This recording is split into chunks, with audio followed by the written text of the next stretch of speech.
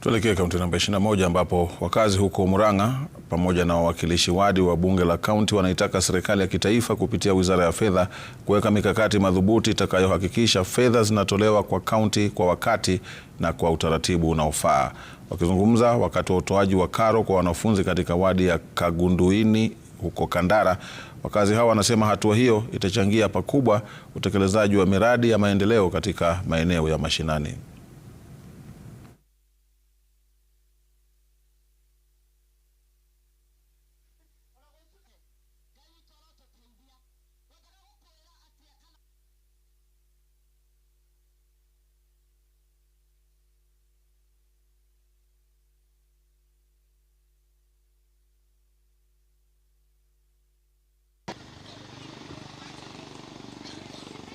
Wakati hiyo pesa imechelewa, watoto wanafukuzwa shule na uwezi kuwa na jambo ya kuambia mwalimu, lakini kama pesa itakuja wakati ufaao, mtoto ataenda shule, atasoma mzuri, na mwalimu akiona mzazi yako na bidii kidogo hawezi akamfukuza. Sasa saa hii tunangojea mabasari tupeleke watoto shule.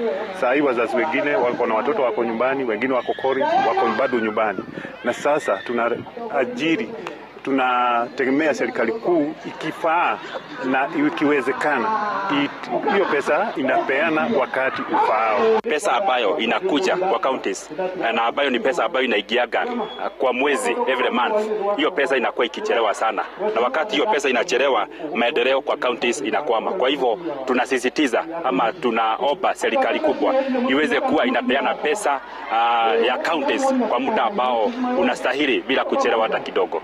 Pesa ya county inafika wakati ndio wacha ifike tu, hajake barabara zile vitu zingine, lakini ya shule wacha iende shule direct, wacha ianze kupitia kwa jaza mkato, mara kwa governor, mara kwa MCAs ndio iende kwa shule.